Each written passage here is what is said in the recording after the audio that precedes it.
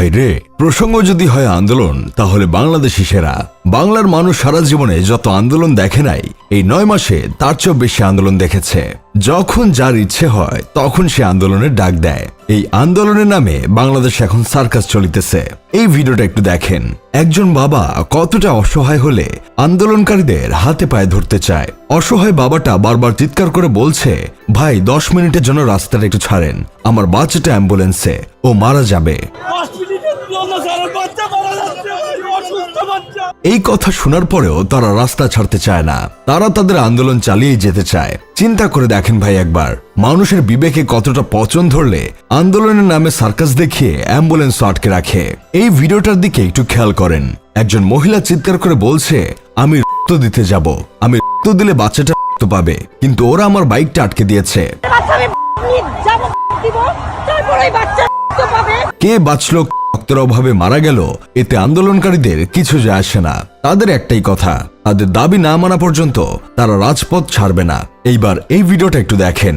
লোকটা বারবার মেয়েটাকে বলছে, মা আমি তোমার বাবার মতো, আমি অসুস্থ, আমার হার্টের সমস্যা, দয়া করে রাস্তাটা একটু ছাড়ো, আমায় যেতে দাও। তোমার বাবার মতো না মা, আমার হার্টের সমস্যা রে বাবা। বারবার মা বলে ডাকার পরেও আপুটির মনে দয়ামায়া কাজ করে নাই। আর সবচেয়ে অবাক করার বিষয় হলো, আপুটি নার্সিং এ পড়ে। নার্সিং এ যারা পড়ে আমরা জানি পরবর্তীতে তারা দেশের মানুষের সেবা করে। এই হলো সেবা করার নমুনা। এই ভিডিওতে প্রিয় আন্দোলনকারী ভাইটি বলছে, এইচএসসি পাশ করে 3 বছর 3.5 বছর একটা কোর্স করে আপনি কি আবার এইচএসসি সমমানের একটা সার্টিফিকেট নেবেন? ভাইটি নিঃসন্দেহে ঠিক কথা বলেছেন, এটা কোনোভাবেই মেনে নেওয়া যায় না। এখন আমার কথা হলো, আপনি যখন এই কোর্সে ভর্তি হন তখন কি আপনার ব্রেন মাথায় ছিল না, নাকি রাস্তা দিয়ে হেঁটে আসার সময় উষ্টা খেয়ে মাথা থেকে ব্রেন খুলে পড়ে গিয়েছিল? কেউ তো আপনাকে জোর জবরদস্তি করে হাত পা বেঁধে ভর্তি করে নাই, আপনি তো সবটা জেনেই ভর্তি হয়েছিলেন। তাহলে এখন আন্দোলনটা কিসের? আমি কোথাও ভর্তি হলে সেটা আগে নিশ্চয়ই যাচাই বাছাই করব। সেখান থেকে পাশ করলে আমাকে কি সমমানের সার্টিফিকেট দিবে সেটা আমার আগেই জানার কথা। সব জেনে ভর্তি হবার পর এখন রাস্তায় এমন সার্কাস দেখানোর মানে কি? ভাইটির কথা শুনে আমার এটাই মনে হলো, আমার এবং আমার পরিবারের ইচ্ছায় আমি সকিনাকে বিয়ে করলাম। বিয়ে করে 3 বছর সংসার করার পর আমার মনে হলো আমার সকিনা না, আমার শাকিরারে লাগবে। যতক্ষণ শাকিরাকে না পাবো ততক্ষণ রাস্তায় আন্দোলন করে জনসাধারণকে ভোগান্তিতে ফেলবো। বর্তমানে দেশটা মগের মুলুক হয়ে গেছে। আন্দোলন করে তাদের কাজের বৈধতা দিতে হবে, তারা নাকি মানব সেবা করছে। পুরুষাক্তার মহিলারা আন্দোলন করে তাদের নারী অধিকার লাগবে। তাদের কলা থাকলে কি হবে, তাদের মন প্রাণ পুরোটাই নারীদের মতো, তাই তাদের নারী অধিকার চাই।